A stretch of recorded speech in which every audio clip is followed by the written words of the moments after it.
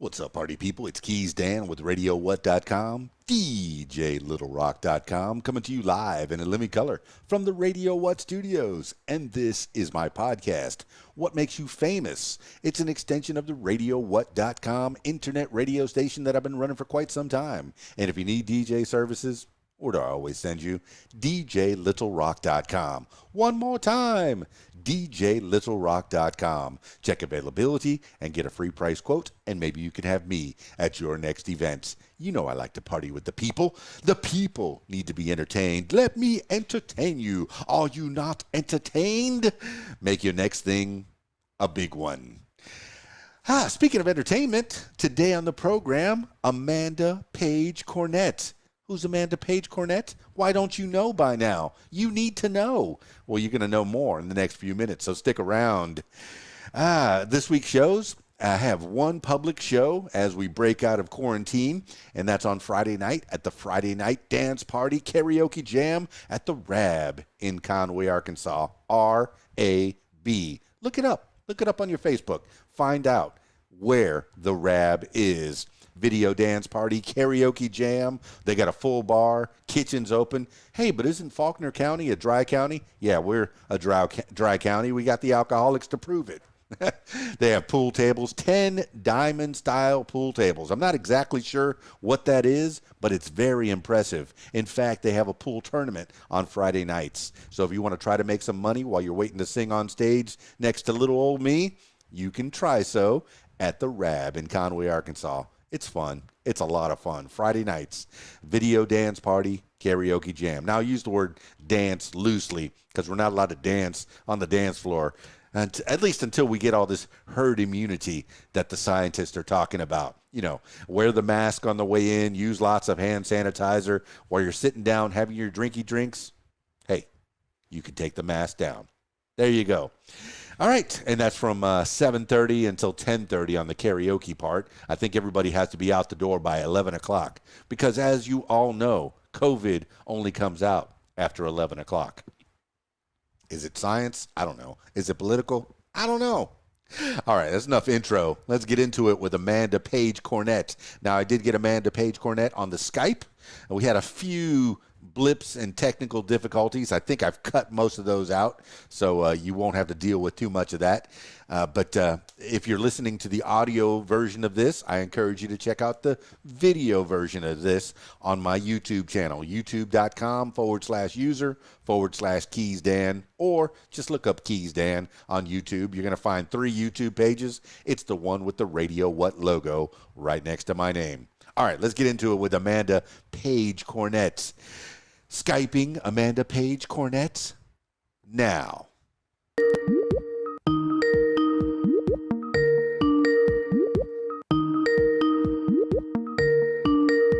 How about that? There we go. Is that better? That looks good. That looks good. I have Amanda. Well, your camera is kind of moving over. It's moving. It's moving. I think you got to tighten up that wing nut. I don't know what's going on here. I think there must be a ghost in my house, and or somebody's punking me or something. Okay. All right. That's a good place to start. Amanda Page Cornett. There might be a ghost in your house. All right. This is where I'm going to start it. For those that didn't have the privilege of listening earlier, there was some technical difficulty. The camera was out of position. The computers were malfunctioning. We're on a tablet now. She's got headphones in. The audio is good. The video is good. Amanda Page Cornett. She does this for a living. She's a professional. I tell you. I do, and I tried to have it set up all ready to go, made sure there were no bugs, and then there still were. Yeah. Well, I mean, for the people that don't know who you are, the people that have been hiding, under a rock or been stuck quarantined in COVID, the people that don't know who Amanda Page Cornett, because you have a social media presence like no other, really. You put yourself out there. But for those that don't know who you are, give the people an idea. Who is Amanda Page Cornett? Well, I am a musician, a songwriter, an entertainer. I enjoy writing. I've been writing since I was little, since I was 9 years old, and thankfully I'm trying to make a career out of it. And, it doesn't define me being a musician, but it's a big part of my life and one of my big passions. Well, a lot of times creators have a lot of irons in the fire, and you got to get Joe jobs to kind of keep things going. I've had day jobs in addition to all the musician type stuff, the DJ work that I've had. But the day jobs give you the insurance. A lot of people that don't know, hey, I want to be a rock star. I want to be a country music star. I want to be a juggler. I want to be a comedian. Well, those guys in generally and those gals don't get insurance benefits. So you have to get yourself a Joe job to get those insurance benefits. Or maybe you marry well and you have somebody that has that that affords that can put you on your insurance and affords you the ability to pursue your interests. But I pay for my own insurance now, so yeah. See, now that's a good thing. You say you started when you were 9 years old, and I'm guessing are you from the Carolinas? Because your latest single is all about the Carolinas. Tell me about 9-year-old Amanda Page Cornett. That's a good place to start. You said when did you start there? I'm originally from Spartanburg, South Carolina, and I've been probably making up songs as long as I could talk. And eventually I started writing them down when I was about 9 years old. And we lived in South Carolina. We lived in Florida. We moved back to South Carolina. I'm definitely a Carolina girl at heart. And so my co-writers and I got together and we were like, let's write a song about the beach. Now all right. So we can talk about the latest thing before we go back and forth. And I like, the rambling, because this is definitely your story. But the Carolina Coast song, it is a groove, man. It's just it's a song that you would listen to while you're hanging out at the beach, with a fire, having some snacks and just having a good time with your friends. You would put that song on and it would give you that nice groove feeling. Is that what you wanted to put out there when you came up with that song? And you said you didn't come up with it on your own. You had collaborators on that one as well? I wrote it with Tracy Colling and Kevin Roby, and we were writing on a really cold day, and we were all like, oh my gosh, we wish we were at the beach. I'm plugging my tablet in so it does not die, so we don't have more technical difficulties. That would be my luck. Well, the people watching the video version are getting a great angle. It is what it is. Yeah, they're getting all kinds of views of Amanda Page. Up all the time. Because if you're looking at you from downstage, up on stage, you're going to get different angles. But people are going to get a side of you that maybe they don't get to see on a regular basis. The hot mess side. No, it's okay. We have fun. We have fun. Yeah, so Kevin Roby and Tracy Colling and I got together. It was a really cold day, and we were like, man, I wish I were at the beach. And Tracy grew up going down to the Carolinas where her dad lived. I grew up in South Carolina. We actually took Kevin for his first South Carolina coast trip when he played guitar with me one weekend. And so we were like, let's just write a beach song. It's cold. We wish we were somewhere else.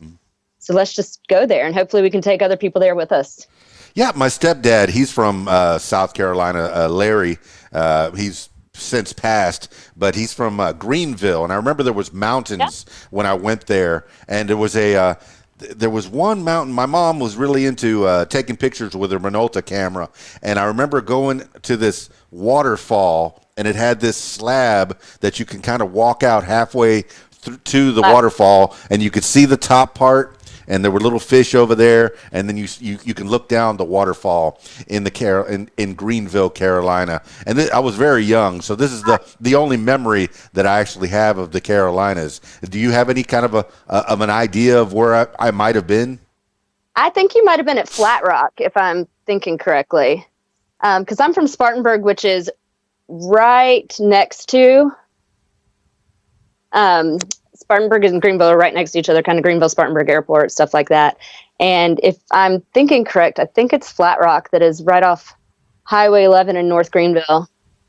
Very good. Put that on the walking tour, the What Makes You Famous walking tour. Yeah, whenever somebody mentions a town or a city, I want you to be a member of the tourist bureau of that city, of that town. In Spartanburg, tell me, you growing up as a little girl, Amanda Page Cornett, you are a little girl in Spartanburg. Is it a big town? Is it a small town? What do you remember about the ins and outs of that town? And what did you do when you're younger besides the Well, singing part?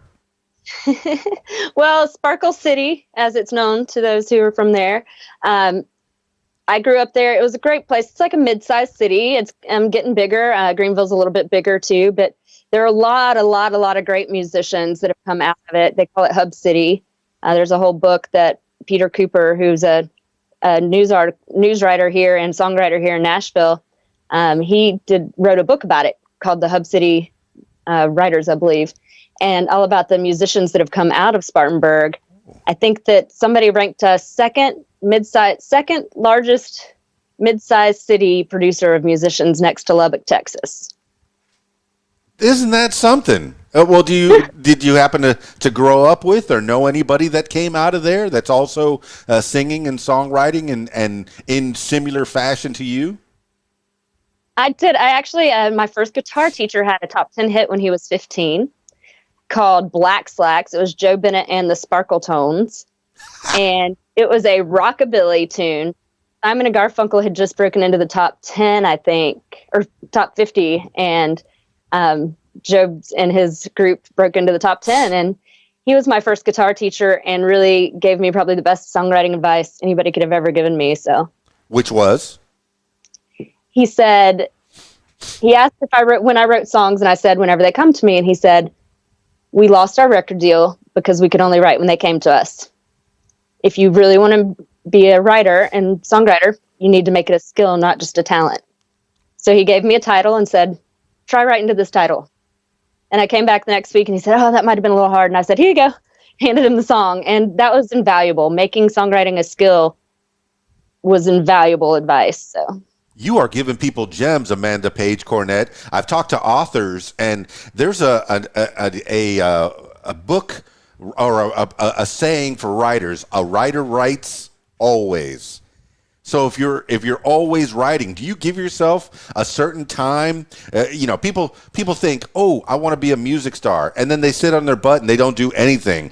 But just like anything else, it's a job. You have to give yourself a certain amount of time to do that job. Do you give yourself hours in the day? Hey, from 8 to 12, I'm going to sit at my computer and I'm going to write something. Do you give yourself hours in the day, or do you only write when things come to you? Well, I do have set time aside most days of the week. So my whatever other job, I only work part-time for a living so that I can make music for a living. And I don't write every single day. But when I'm writing with other people, we schedule blocks of time, usually about 3 hours, depending on if it's local or if I go down to Muscle Shoals, we might write for 5 or 6 hours. And we do sit there and write down. And anytime something comes to me, I'm writing it down. Anytime I get a hook, I put it on my phone, just for future ideas as well. And sometimes I just sit down, and especially if I'm at emotional highs or lows, I sit down and write by myself. There's one song on the current album, Front Porch Rebel, that I wrote myself, and it's called Anything Less. And it was a surprise that it made it on the album, but I'm really glad it did. So that's fantastic. Now, what is your writing style? Do you write on a computer? Do you write on your phone? Do you write with a pen to a paper? There's these kids today will never know what a pen and a paper is. But, what is your writing style? Where do you write? I definitely started out on pen and paper. I've definitely gone to laptop, but the use of Google Docs has been great, especially during COVID, because you can be typing live and everybody that's writing can see it and contribute. That way everybody kind of has documentation versus just having a scribe that has to make sure they send it to the person or to all the other writers. And I tend to be the scribe when I'm in sessions like that too. So, well, you're turning me on to something that's kind of new, the Google Docs. This is a program through Google. You can open up a document and your collaborators at the same time simultaneously can be adding and subtracting to that document. And so I'm guessing you're on the phone or maybe is there a voice to it? But we even use it when we're in person. We use it on Zoom or Skype, but if we're all on our computers in the same room, we'll still use it. That way everybody has copies of the ideas coming in and can look at it in real time and kind of modify it as needed. All right. So the people that are collaborating with you are they singer songwriters as well, or are they songwriters, or is it, so you play guitar as well as sing, but are they drummers? Are they musicians? What are they producers? What walk of life are the collaborators that you're currently working with? Yes, to all. I write with some people that are just writers. I write with some amazing guitar players, and including my guitar teacher Dave Isaacs and my guitar player Randall Scott Peterson. Randy was also my co-producer on the album, and he and Dave and I wrote Six String Showdown. I write with all sorts of people. I'm not a great guitarist, but I get by, and so I like to write with people that are really strong melody people, because that helps my writing be stronger as well. Because a lot of times a couple of people have strengths, and if you put those strengths together, it works out a lot better. Well, that's how you end up being a great CEO of your company, of your corporation, Right. is you hire people that are much better than you at certain things, that have different strengths. Yes, you can put people together. Amanda Page Cornett is the brand, is the company, is the head of the show, but you may have places that you lack these strengths. So you hire people out that are better than you. Now, some people don't like to work with others, but in all the people that succeed work with others. You cannot do this all by yourself. You have to have collaborators. You have to have somebody that could take your ideas, your music. You can give them a rough draft, and you say that your strong points are not guitar, but you can give somebody a rough draft who can Absolutely. say, ooh, I know what you're going for. How about this? And you listen to it, and wow, they made magic with their guitar, with their piano, with their drum kit, what have you. It amazes me. It amazes me that someone can take something out of their head and sing it out of their mouth, or put it on paper, and you make songs, you make music. Now, the Carolina Coast song and the Six String song are two different types of songs. Totally. Carolina Coast was so nice and easy and groovy, and then Six String, bam, guitar driven. What part of the spectrum do you live at better, or do you not limit yourself at all? I don't limit myself. I call my music Southern rock and soul. It's a mixture of country, blues, rock, and Southern rock especially. I mean, I grew up in Spartanburg, which is where Marshall Tucker Band is from. So I grew up on their music, and going to the Muscle Shoals where all the funky music is. Like, I don't want to limit myself. So our album is definitely, I would say, multi-genre, but it's genre blending. But for some reason it works. So keeps you from getting bored. You're not listening to the same song every time. Yeah, my favorite band of all time is Queen. And if you listen to their album, there'll be an opera song, a rock song, a pop song, a disco song on the same album. There was no theme here. But it's whatever they were feeling at that time.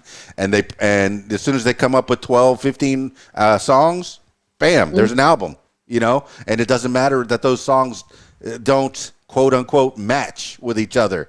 They're all Queen songs, and all the songs on your album are all Amanda Page Cornett songs.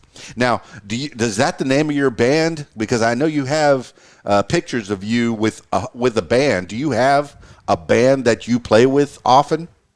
I do. I've been playing with two brothers and a sister, Randall Scott Peterson, Sean Peterson, and Sherry Peterson Tinnell, for over 9 years. They are actually all siblings, and we call them the Almost Angels when we're playing together. So it's Amanda Page Cornett and Almost Angels. I saw that. I saw a picture, like a publicity shot, it looked like, of you with the Almost Angels. Now, did you put this whole record together with the Almost Angels, or is that your touring band? I did, actually. So look at that. For those that are listening to the audio version, she's holding up an actual CD? Yes. Is that a real CD? I didn't think people actually made those anymore. It's all digital. Yes. If you want a real CD, you can go to amandapagecornett.com and order one. Email us there, and we'll make sure you get one, because I like real CDs. I like having the lyrics, or like having the notes in there, like the pictures. And, we recorded this down in Muscle Shoals. Randy and I co-produced it. We spent about 6 months pre-production, and we started with about 32 songs and ended up recording 16 and keeping 15.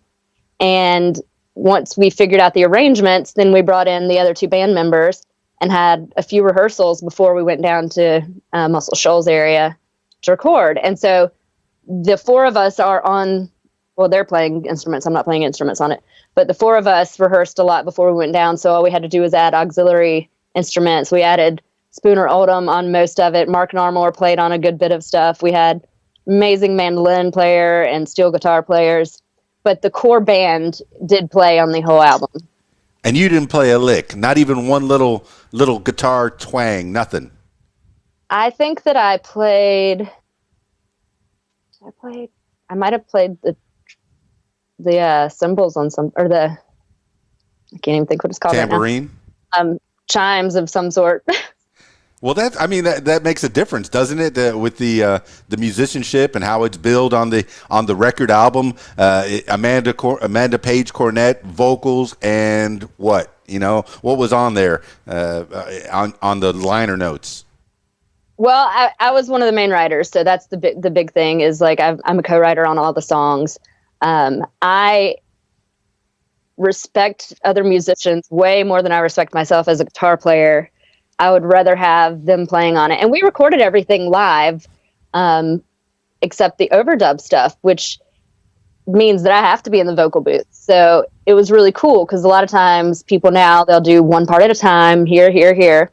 But we did everything together. So the drummer was still taking his cutoff cues from me, and everybody was watching him. And it was really cool because we work really well together, and we've been together for a while. So it all fits.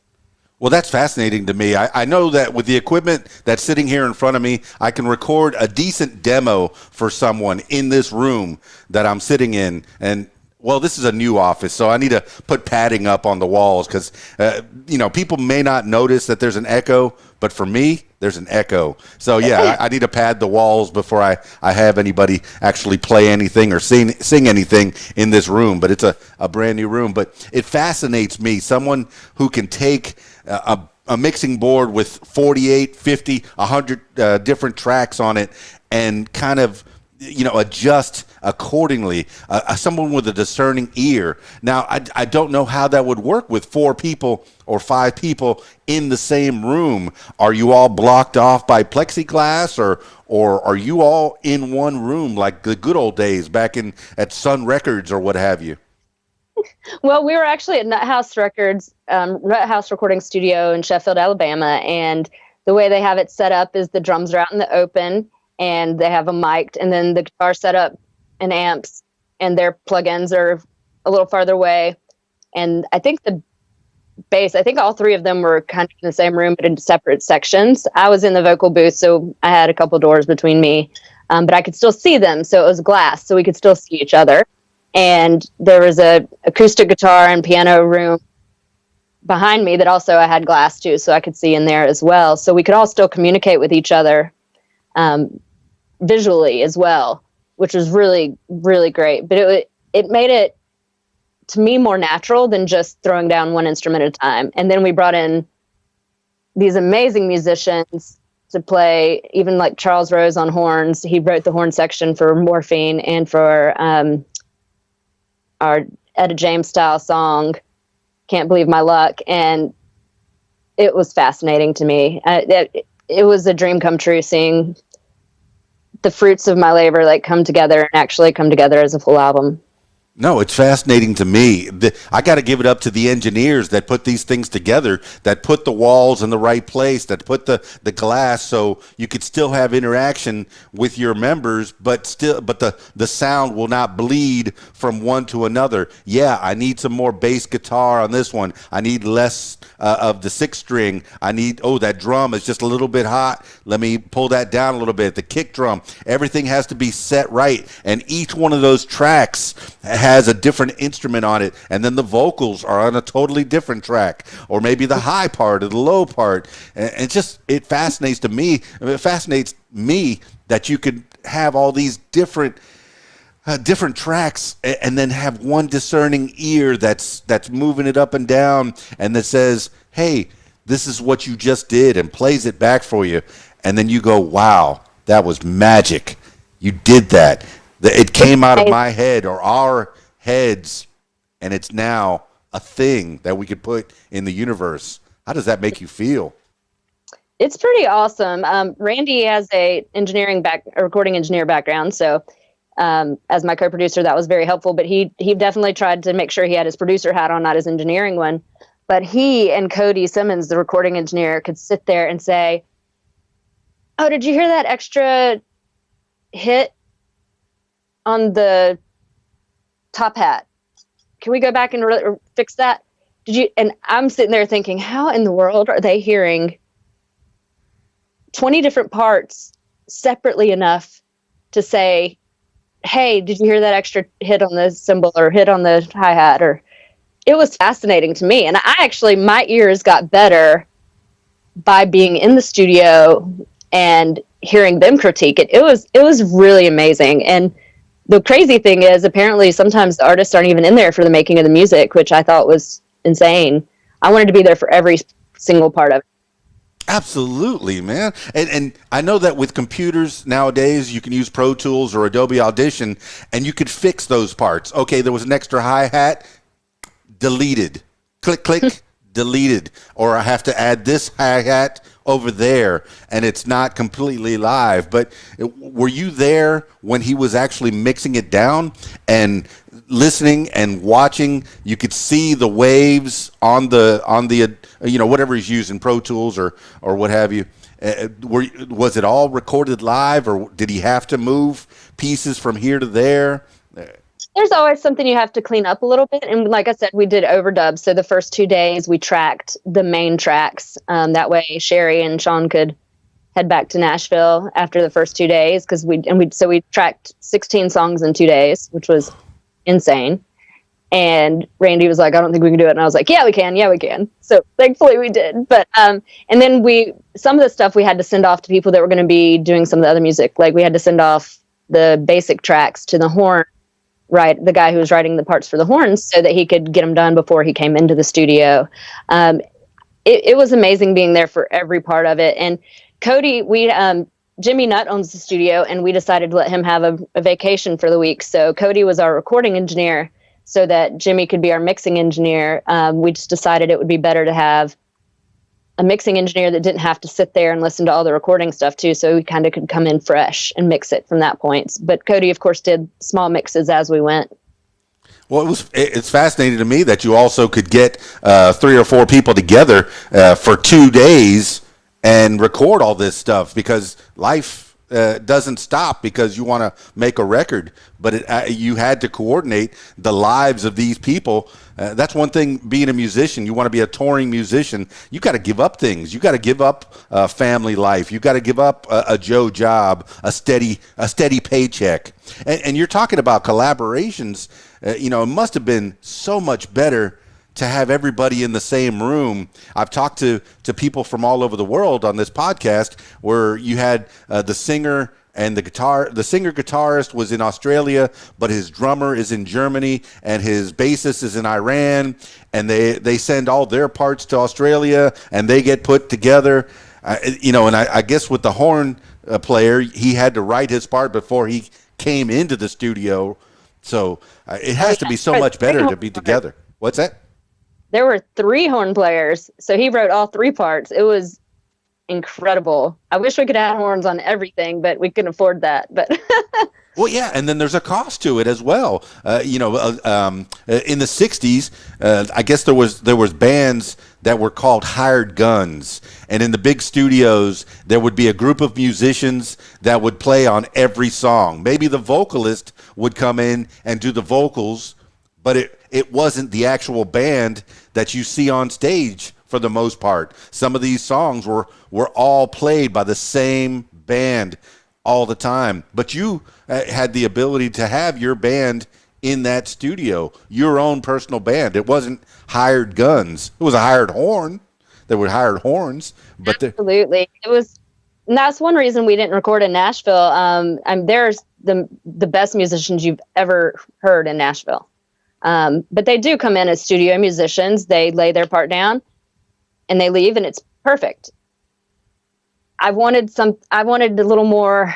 I don't even know how to explain it, but there's something about the Muscle Shoals area that has a little more soul. I wanted my band to be there. I wanted it to be us because they've helped create my sound as well. I also wanted to be down there where we could add in these other insanely legendary musicians, Spooner Oldham, Wayne Bridge, it was amazing. And I gave every musician, everybody that came into work, I gave them a copy of my mission statement because I didn't want it to just be come in, record the music and leave. I wanted them to know why I was there. And I felt like they put their heart and soul in it too because of that. Well, Amanda Page Cornett, can you share a little bit about that mission statement? Do you have it in front of you, Sure. Or do you have it memorized, or you can? I have it memorized. My music mission is to create and execute authentic musical experiences people can deeply feel. And if I am doing that, then I am successful and staying on track. So if I ever start thinking, why am I doing this? And it's anything other than that, then that's how I kind of help get myself back on track. Well, Amanda Page Cornett, since you were recording with the Almost Angels, that sibling team that's backing you up and collaborating with you, and now when you take them out of the studio and you take them on stage, and I'm guessing you have taken them on stage, does it give you a better feel? Because people, when they go to a concert, I want to hear the song almost what the studio was, but it doesn't have to quite be what the studio was. But you have the ability with the studio musicians going out with you to give them that feel. Is that better? Is it worse? Have you had different experiences? I think it's better that I had my live musicians in the studio with me, to be honest, which isn't normal. I mean, because we know each other. We feed off of each other. We kind of know each other's strengths and weaknesses. We know like how to, because we've been together so long too. I told them, I said, I want your input. I know, yes, I'm still considered a solo artist, but y'all are part of my sound and I want your input. If you hear something that you think would be cool, tell me. I wanted them to be a part of it too. And that's one reason I fought for them to be like I said, on the album cover, because they are part of my sound. They have created the sound, and without them, it would be different. It might not be exactly what it is now. And I'm very appreciative of them.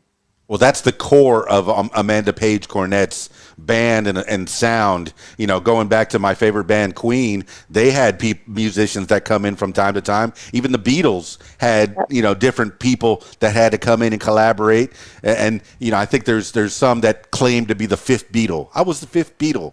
Because I collaborated, I played piano on this song, or I played horn on that song. So you have people from time to time that are going to come in and out, but you have that core band, the Almost Angels, that are helping you succeed and have your dreams come true. All right, let's go back to 9 years old. The kid, what was the first thing that you were doing that made you a singer-songwriter? You were with your musician, I guess, back in South Carolina. What made you be a singer? Were you singing before that in church, or were you annoying the parents? Or I could talk, probably. Mm-hmm. And I would say I was probably making up songs before I was speaking fully too. It's just always been a part of me.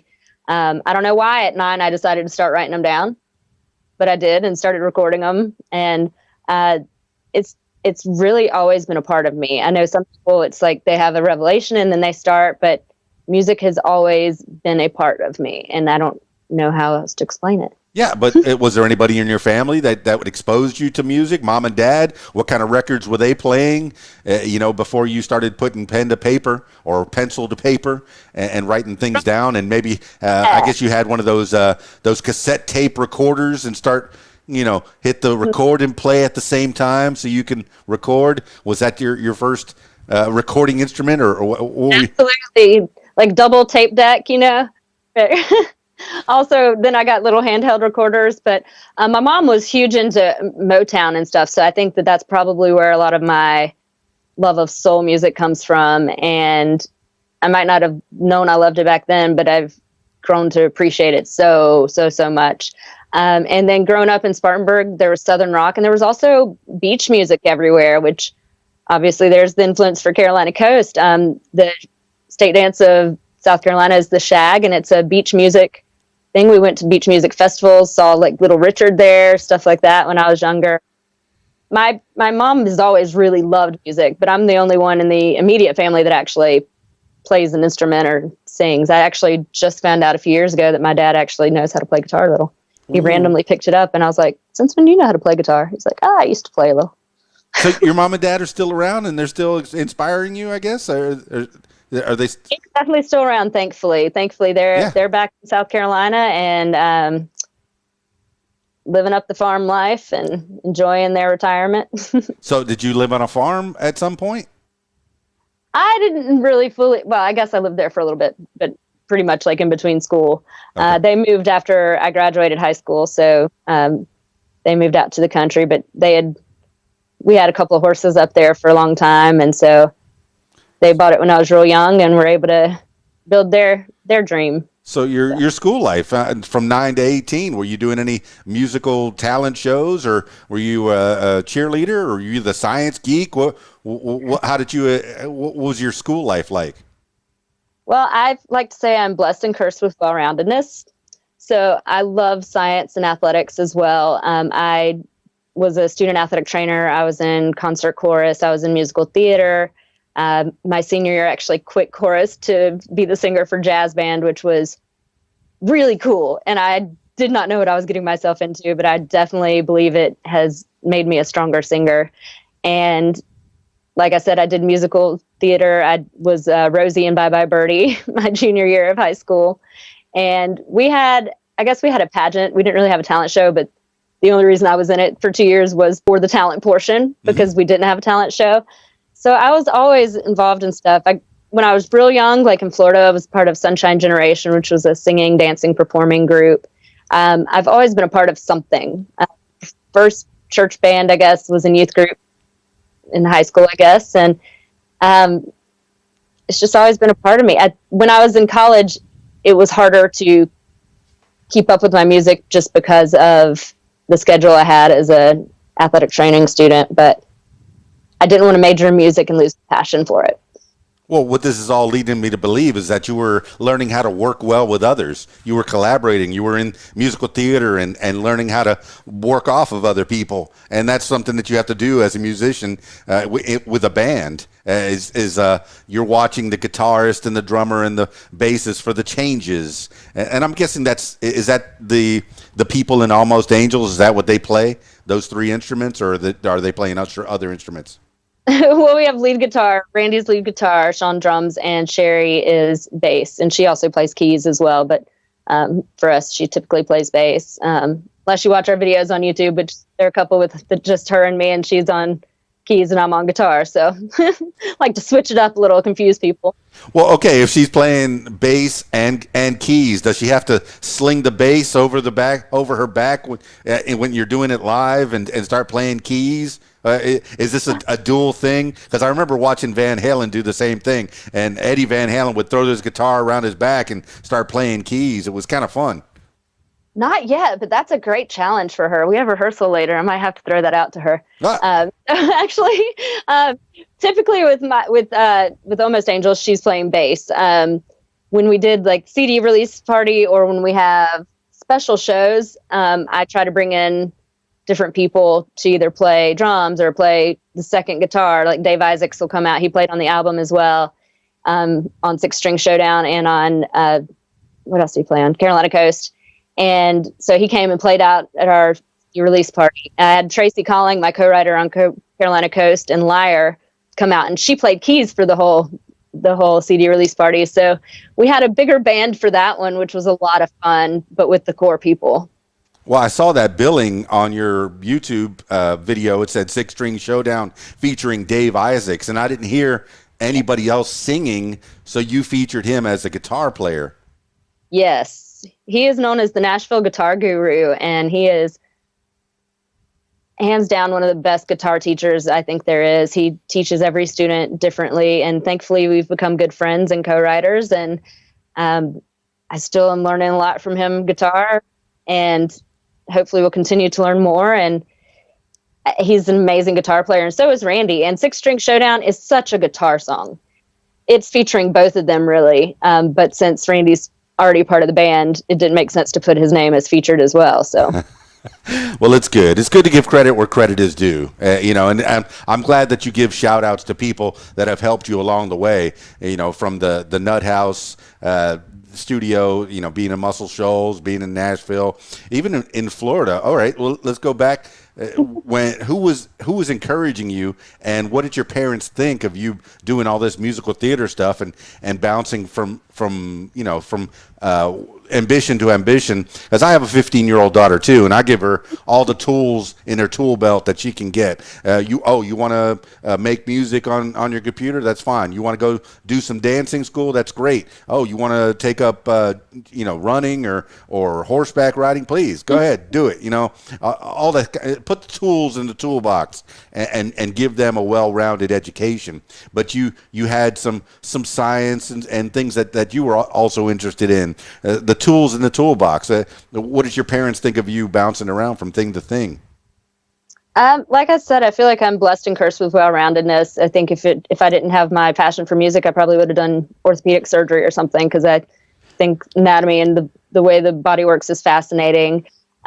My parents basically said, and I warned parents against telling their kids this because some of us listen. They said, you can do anything you set your mind to, but you're going to have to work for it. We're not going to do it for you. We'll support you and help where we can, but you're going to have to put the work in. And I think that applies to my schooling and athletic training. It also applies to music and chasing his career. It took a little while for them to really understand the whole really actually following this dream thing. But I think that having them in the studio here and there, or having them in when we're recording, doing a video or this or that, they realize it's a lot harder work than they originally thought. Yeah. I mean, you appear to have a good head on your shoulders.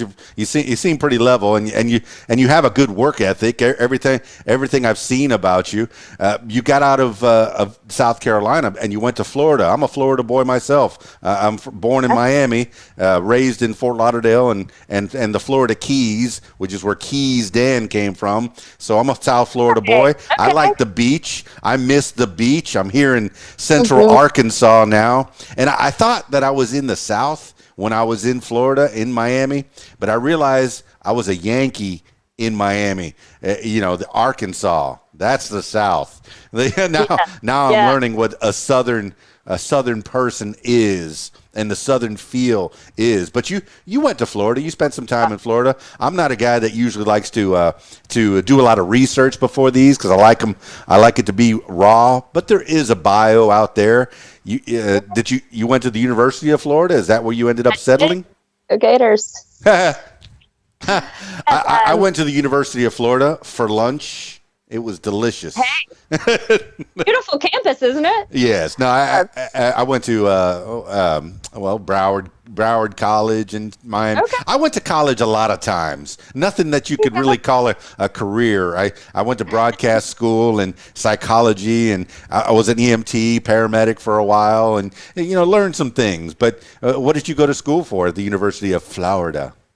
I did exercise and sports science, so with specialization in athletic training. So the people that you see fixing people on the field when they get hurt, or prevention, treatment, rehab of injuries, it's all that orthopedic science stuff that's in my brain. And like I said, I'm blessed and cursed with well-roundedness. I have the really creative music stuff, and then I also have my science brain. And in some ways it works together. It works well to have different interests, because it can give my brain a break from one. And I like I said, I didn't want to lose my passion for music, which is why I didn't major in music, because I feel like having to study it and be forced into studying different types, this and that, may have made me lose my passion a little bit for it. Well, the exercise and physiology and that kind of thing, it helps in your musicianship because it takes a lot of athleticism to be up on stage for hours and hours and hours on end and singing and thinking about the next song that you're going to play. One of the greatest rock shows that I ever saw was Bruce Springsteen back in 1984, the Born in the USA tour, and this is at the Orange Bowl. He went for 3 hours and 45 minutes, collapsed. Clarence Clemens picked him up, put him backstage for about 15 minutes. He came back, did another 45 minutes. That had Wow. to take a lot out of a body. And he did about 2.5, 3 hours when I saw him a few years ago here in Nashville. And I mean, he has people write names of songs he hasn't played in years on posters, and he'll look back at the band, because a lot of them are originals, and say, "You don't remember how to play this?" And they'll try to throw in at least a verse of it or a chorus of it. And amazing entertainer. Amazing. And that's what I aspire to be, as an entertainer, not just a songwriter, singer. So what did you do with your exercise? And is it exercise and physiology? What was the degree? Or It's exercise sports science, or applied physiology and kinesiology. They kind of changed the name while we were in school. So it's basically, prevention, treatment, rehab of injuries, and learning about how the body works, which does help me. It's great because when I work with Dave Isaacs, like on guitar, he knows I understand the body, so we can talk technical terms. But also I use it to, as my other job, I can still use my manual therapy, and I still do personal training some. And that helps keep me in shape as well, which is really important for being on stage. well, let's promote that, the personal training aspect of the Amanda Page Cornett. You gotta keep money coming in to this machine so you can keep the good creative stuff going out. So how do people get a hold of you to get their bodies in shape, Amanda Page Cornett? Well, they can go still through my website, amandapagecornett.com, and send us an email that way. I'm trying to do more and more music as much as I can. I've been blessed to be able to go on the road with a couple of artists as a trainer, which is cool too, because I got to figure out kind of what works on the road as an artist for staying in shape as well, which is a little different perspective than most people get. So. Well, I mean, do you take a couple of little dumbbells or some exercise bands? What's a good way to stay in shape on the road? Oh, I have a whole bag. I went out with two different artists, and one of them we would sometimes stop at gyms. Sometimes we would use my bag of equipment that could be thrown under the bus, literally. Sometimes we'd go to gyms, and sometimes we'd just do body weight stuff wherever we were. Sometimes we would work out in the backstage in the green room or in the dressing room. It just really depended on timing and what that artist wanted to do. But it was great for me to see different ways of doing it, so that I could see what I feel is more successful as an artist staying fit on the road. So what's the go-to? I mean, what would you pull out of that bag of tricks, Felix the cat? Since you have this magic bag of tricks. One of the clients I went out with got up. First thing she did was do her workouts. And I think that was a really good way to maintain. Another artist I went out with, it was kind of like whenever she woke up during the day or whenever she felt like it, I was on call. And I feel like the first thing in the morning consistence was probably a little bit of a better pattern, but it's different for everybody, and everybody's got to find what works for them.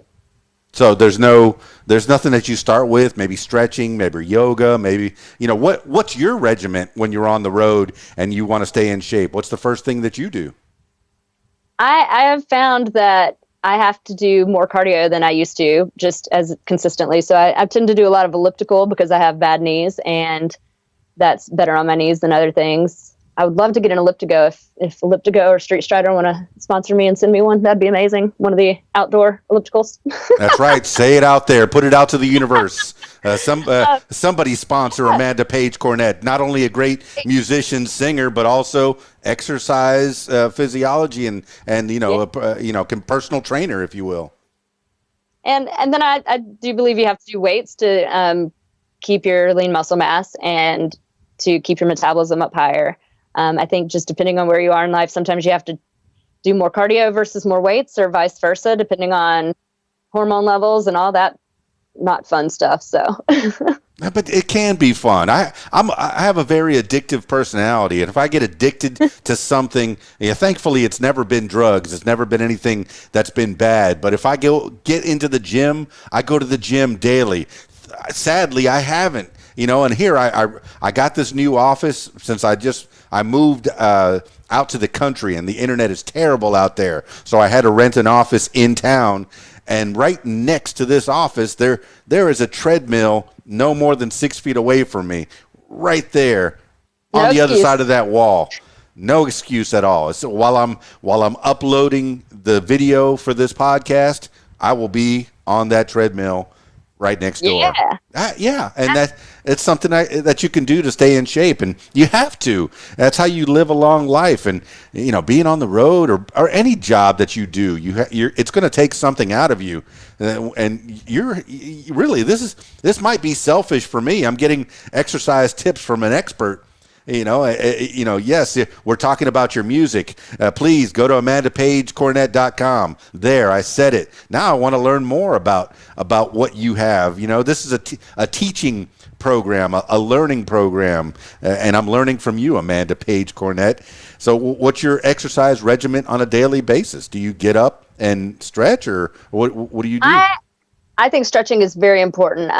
The days that I do go to the gym, I tend to do 45 minutes to an hour on the elliptical, like I said, to get my cardio in. And then I do a wide variety of kind of circuit training, different stuff. I'll use everything from bands to the TRX to dumbbells to machines. I try to switch it up and try not to get too bored. I love to kickbox. It's a lot of fun. And I love to get to go hiking too, take the dog out on walks. And one thing my band and I they love to do disc golf. So it's kind of fun now when we go somewhere that there's a disc golf course. Wait, what's that? Explain. Disc golf? Please. I'm going to be terrible at explaining it, but it's basically there are baskets that are the holes, and it's set up like a golf course, and you take Frisbees and you try to hit the baskets, and it's extremely hard. I'm not very good at it. I've only tried it once or twice. But it's pretty serious, and I mean it's a lot of walking because it's pretty much the size of a lot of golf courses. I suspect it's going to be a lot of exercise and fun. These kids today, I think my favorite Olympic my favorite Olympic sports were like they run 100 yards and then fish. You ride a bike for a mile and then shoot a gun at some skeets. Putting two sports together is right. Fascinating to me. And here, Frisbee Golf, I'm learning something new. There's a whole sport, and you say that you go from place to place, and there's Frisbee Golf already set up at these places. I didn't know that was a thing. It's all over. I was surprised when we went back home to play in Spartanburg that there was a course out in like Landrum, South Carolina. And basically if you have like an open park or field, it doesn't take a whole lot to just add these baskets and starting pads. And it's gotten pretty big. It's actually gotten really big. I'm not very good at it. I wish I were better, but even if they're doing that, I can go out and hike and like walk on the courses while they're going and get some good exercise in and just get some good breathing, clean air, and all that stuff. You heard it here first. Amanda Page Cornett recommends Frisbee Golf. Find it at your local, in your local area, or make it up at your big park. See, you never know what you're going to get on these things. I'm learning new things. Many apologies. The internet went out. You know how it was just bragging? I was like, I don't think it was on my side that time. Nope. You know how it was bragging that, hey, I moved out to the country, so I rented this office that had great internet, and then it died on me? Remember that time? Well, when last we left, you were just leaving the University of Florida. Did your parents go with you to Florida, or were you there on your own? We lived in Florida outside of Orlando for a little while when my brother started college. So he went there while we were in state, and then we had moved back to South Carolina. So I went back down myself, and so my brother and his wife were both Gators as well. Oh, that's fantastic. See, it's good to have that in the family. I remember Gator Growl was such a big thing in Florida. Right. If you went up and down I-95 and US and I guess 75, I-75 and I-95, you would see Gators and Florida State flag just going up and down that highway during Gator Growl. It was just a thing. So I'm guessing, you were always for the Gators. You can do that thing. Oh yes. we've reached out and tried to get Swamp Love playing either in the Swamp or to get the band booked at Gator Growl. They have some really big names, but we're going to keep trying until it happens. Oh, it's going to happen. Once again, you put it out there to the universe. Just like you're going to get a sponsorship for your exercise equipment, you're going to get it out to Gator Growl. One day, Amanda Page Cornett and the Almost Angels are going to be at Gator Growl. It's going to happen. It's in the universe. It has to happen. I agree. Okay, so you got out of college and then you got back to South Carolina. How long between there and you went to Nashville did that take? I came here straight from UF and did my internship for athletic training at Vanderbilt. So I actually came here before I graduated college. So I would what's Vanderbilt? People and get to know the area.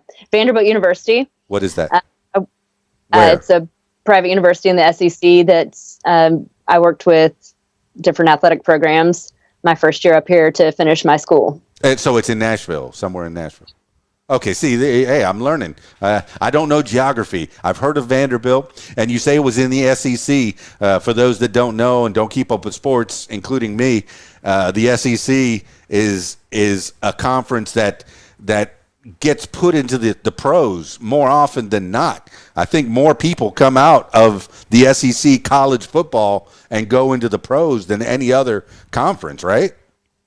SEC is one of the best. So I got to work with some different athletic programs there, and I was already in Nashville and kind of didn't have to move here cold turkey, but kind of started getting to know the area and everything. And that was my last semester of school. So I spent my last semester of college up here, actually. Yeah, and you were dipping your feet into were you on Broadway at all in Nashville? Did you play any gigs at that time? That year, I did not have time to play any gigs because I was an intern working a lot of hours, and I ended up working there the whole year. So it was great. But I also realized that as an athletic trainer, you can't fully do music with that kind of time commitment job. No, I get it. I was a paramedic at a hospital, and I always wanted to take off early to go do DJ jobs, to do a wedding or a party of some kind. And it's so hard. You know, you're working in the emergency room. They want you there. They do. So some of these jobs, especially with people's lives and livelihood, if you're helping athletes, you're helping them succeed in their goals. You just don't have time for anything else. So I see that you have to pick your priorities, and it seems like your priority now is getting to this music and getting it out there full force, because that's where your passion's at. Did you do any gigs at the U of F, University of Florida? I played one show that I remember freshman year, and it was hilarious. It was just literally people from our dorms, and I did a Ludacris song, which I couldn't even get through without laughing. Now I probably could, though. Now I could probably do the whole song seriously on acoustic guitar, and it would be very entertaining, but very wrong. Which Ludacris song was it? Fantasy. And did you get the high notes? Because I know Ludacris goes high. Fantasy. Well, I didn't get through a whole lot of it that time because too many of my friends were in the room, and I could not control my laughter at that point. But I probably could get through it now if I tried. So you did the rap part. You were able to rap? Oh, I did it acoustically to guitar, so I had to change it up a lot. It was very wrong. No, there's nothing wrong with that at all. Some of the stuff on that I'm watching on YouTube where they take these pop songs and turn them into lounge songs, and that's another thing that's fascinating to me is you could take the same song and make it into another genre and create a whole new feel. Do you do that up on stage when you're playing as Amanda Page Cornett and the Almost Angels? A great song can cross any genre. Mm-hmm. And that's, I mean, look at, All for One and John Michael Montgomery both had 2 number 1 hit releases that they released at the same time, one R&B and one in country. I Swear, that's correct. Yeah, there were 2 of them. It was I Swear and I Could Love You Like That as well. That is correct. You are so smart. You're up on this. A great song is going to cross genres. It doesn't matter what genre it is. if the lyrics, melody are there, it doesn't really matter. I listen to a little bit of everything. The only thing I don't listen to is probably techno, because it's just not my thing.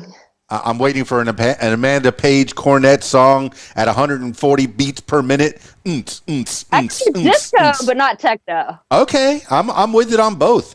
I'm disco, but I don't like techno. The last terrestrial radio station that I was on in Miami was a bilingual station, freestyle, disco, and merengue and salsa. So it was like 2 Spanish songs, 2 English songs, and we just played that all day, all night. It was so flavorful for the Cubans down there, for the people that like the second and third generation Spanish people that hey, I remember that stuff that my mom and my grandma played, but I also like this new stuff that's on the radio as well. So we were able to cross both avenues, all the genres, and get more interest that way. But you don't limit yourself, Amanda Page Cornett. You listen to that last album, and it's, hey, this is also Amanda Page, and this song is also Amanda Page Cornett, and this one is, it sounds like different groups. It sounds like a compilation album,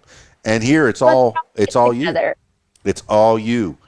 It is on me, and I don't like to limit myself. I know some people do. I listen to a little bit of everything. I have some friends that are in Latina bands here, which are so much fun to go listen to and dance to. I think that just music's universal, regardless if you understand what the words are saying or whatnot. And why limit yourself? Yeah, you're going to listen to those Latino bands, and hey, you might end up with a maraca in a future song, a timbale in a future song. Who knows what's going to pop up? But how long after you got out of Vanderbilt were you playing in Nashville? What was your first gigs, and were you playing by yourself? Were you busking with your guitar by yourself, or were you out with people? I think I started playing a little bit Writer Nights that next year, and I had taken a normal kind of 40-ish hour job, and then I realized that you can't do music with a 40-hour job versus a 60-hour athletic training job. You have just as little time. So I finally started working for myself for my day job too. My dog is coming in here because it's thundering and he's scared. And then you're lucky. But then I finally just had to bite the bullet. I bought a house, bought a dog, quit my job, and decided to take a chance on working for myself, and so that I could have time for music. So. Well, did you get time to have a family as well, or are you all by yourself still? I have awesome 4-legged kids. Here's one of them. Okay. Okay. But I mean, I have a fan family, and I have lots of nieces and nephews, and if that's part of God's plan for me, cool. If not, that's cool too. So see, well, this is something that I mentioned maybe a half hour ago or so. Where if you're a touring musician, you're going to give up some things, and one of those things might be a family, and that's you got to find your priority, Amanda Page Cornett, and you seems like you found it. You found your niche in life. You look like a happy person. You're always I pretty much. I mean, I don't have any complaints. I feel like I'm where I'm supposed to be and doing what I'm supposed to do, and hope that I can keep it moving forward. That's the name of the game, is just keep the ball moving. Well, I mean, as we wind this thing down, I know there's been some technical difficulties here and there on your side and my side, for that matter. But as we wind this thing down, what's on the horizon for Amanda Page Cornett? How do you want people to connect with you, and how do you want to connect with them? You want to do more live shows? Do you want to do more recordings in the studio? Do you have your own studio at your house that you can do at least demos? I can go up. Actually, my guitar player, also he and his wife run a music store just north of Nashville, and so sometimes we'll do some recording up there. We're actually working on one right now, but I'm ready to be back out playing in front of real people. I miss playing with my band on stage, so thankfully we have 3 of us are going to be playing Friday night, which will be a lot of fun. So I have rehearsal tonight and Wednesday, and I'm just ready to get back out there and book shows again. I'm always writing. I'm always and so we're always writing towards the next album. But I'm so ready to be out playing consistently again. Well, Amanda Page Cornett, you're in the music capital of the world, as far as I'm concerned, in Nashville. You could stay and make a living right there on Broadway and in the Nashville area. But, you know, do you want to go all over the country and all over the world? What's your area that you want to branch out to? And can the Almost Angels follow you around? Or do you have to pick up musicians from town to town? Well, living in Nashville is kind of a catch-22. You have to be here to be good enough to go everywhere. But there's so much supply for the demand that you can't make a whole lot of money in music in Nashville. So I want to be going everywhere. I want to go internationally and nationally, everywhere I can go. You can make a better living out on the road than you can just in Nashville. And I hope to take the band. I know that I will only be able to take my band for long periods of time once I can afford to cover their expenses, you know, once the tours or whatnot can cover their expenses for them to quit their jobs. So that's another thing too. So till I can cover like what they're making, I may have to pick up musicians here and there, but as much as I can, I'd like to take them with me. Yeah, well, on the business side, do you have an agent that's helping you out with that, or is it all Amanda Page Cornett? I am always looking for booking agents. It's been very hard with COVID because a lot of places are not booking yet, or they're booking a month in advance, but they don't know if the world's going to shut down again. So they're like afraid to book too far out. So hopefully we'll get this under control so we can all get back out to going to live music and playing live music and getting to share the music with the world.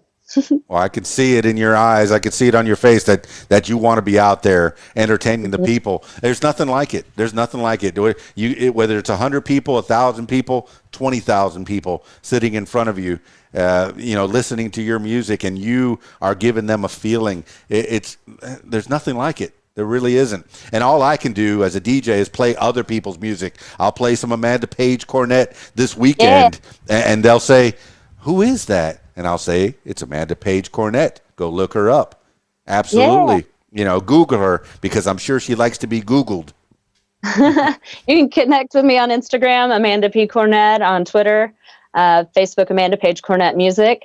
And through my website, you can link to all of those, which is amandapagecornett.com. No I in Page. And you can find me on all those. So. Absolutely. And I'll put all that in the show notes so people know where to find you. I don't want this to be the last time that we talk. I know that we've had some, once again, I apologize. I will cut out most of the technical difficulties, but if you hear a glitch, dear listener, it's because I had to cut something. And I usually don't cut. People that listen to this podcast know, wow, he puts it out there raw, you know, but, you know, I will cut out the little glips and glops. Technology the best of us sometimes. Oh, absolutely. You know, I like doing podcasts face to face, but because of COVID, I've had to branch out just like everybody else. And you've done some of these live takeovers of different pages, and that's how you have gotten your creative juices flowing, because you don't want to give up playing for the people. And maybe it's not the same, and it's definitely not the same to pick up a guitar and put a camera in front of you and play for maybe somebody's out there watching. I see 30 people on my little clip. Ooh, I see 1,000 people on my little page. Are they listening, or are they washing their dishes when they left the camera on, you know, just to try to support me? I don't know. But, you know, I'm glad that I did get to see you do your live, and you've taken over the Radio What page before, and I appreciate that so much. Hopefully you got something out of it, you know. And absolutely. It's been fun to make fans all over the world through those. So I think that there's something positive that's come out of this being forced to go to do more online stuff. Well, you just put an album out. You already alluded to you're already working on more stuff. More music, more to come from Amanda Page Cornett. I'm kind of excited about that. And the people need to be excited about that as well. What's any other shout outs you want to give? This is your free time as we wind this thing down. Finally, start to land the plane here. Any shout outs you want to give before we close this up? The biggest thing I always remind people is, especially during this time, if you like music, if you realize you couldn't make it through quarantine and such without music, buy music, whether you buy the physical, whether you buy digital. If you like an artist, if you hear them playing on a playlist, go buy their music, because that's the only way they're going to survive right now. Because without being able to play live, that's the best way you can support somebody. Or do you have merch? Because I know a lot of artists are making money off their merch. How do they find that? If you go to my website, amandapagecornett.com, you can email us. We have, grab some koozies. We have t-shirts. We have physical CDs, and I have guitar picks as well. And so, yeah, I'd love to share it with everybody. Well, that's what keeps the party going. When money comes in, then you can buy more equipment. I mean, this equipment gets expensive. The guitars aren't cheap. Strings aren't cheap. Picks aren't cheap. And microphones, definitely not cheap. And people that say, drop the mic, do not drop the mic. That's an expensive piece of equipment. Don't do it. Yeah. All right. Don't cup it here. All right. Well, hey, that's a little tidbit for the end right here is don't cup the mic. I do a lot of karaoke shows, and I tell people, put your finger on the top there and keep your mouth away from my microphone, even though I do wipe it down after every singer. You can't be too careful. But okay. Let's finally land this thing. I don't want this to be the last time that we talk. I want to know more about you as time progresses. Anything else that comes up in the future, I want to chit-chat with you half a year down the line. Thank you so much to the Nashville Entertainment Weekly people for putting this together. TJ and Miss Santabanez. I always want to say Jill Santabanez. Now, she said it when I was on the podcast with her. She said it can be Spanish, Santabanez. Oh, okay. I did not know that. Yeah, so I like to do it with that. But I thank them for putting us together. But I always finish these things off with last words for the people. This could be something that you live by, words that you heard a long time ago, maybe a mantra, or whatever pops into your head at this moment in time. Amanda Page Cornett, last words for the people. I would say try to be kind to people, even if you disagree with them, and try to listen and understand and not just talk. Well, there you have it, party people. Amanda Page Cornett. Put that in your Google. Find her everywhere. The best place is amandapagecornett.com. Easy as pie. All the links to her social media are there. You could find her on her YouTube page, and you can actually see a little sample of what you'll see at an Amanda Page Cornett show. And if she's got the Almost Angels backing her up as well. That's cool. It just shows it's not just one person. Yes, Amanda Page Cornett may be billed as a solo act, but everybody needs somebody to help them succeed. So Amanda Page Cornett works well with others. And she'll help you exercise while you're out there on the road as well. Hey, she's got that knowledge in her head. She's a smart cookie.